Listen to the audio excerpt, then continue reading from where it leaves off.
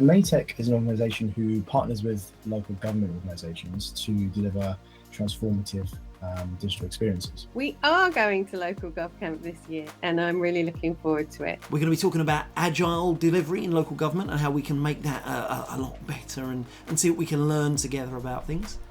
And also how we can tackle local government's most common challenges at the same time, instead of going away and fixing them piecemeal here, there and everywhere and never really coming together to make the most of those opportunities.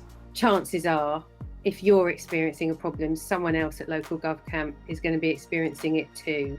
So if you want to find out who else you could match up with and see what's already going on, or form a little team to get some funding to fix the thing, then come to this. My session is called How to Be Agile in Local Government, coaching tips and tricks. People who are looking to help their teams become more agile in local gov and continuously improve the way they're delivering stuff.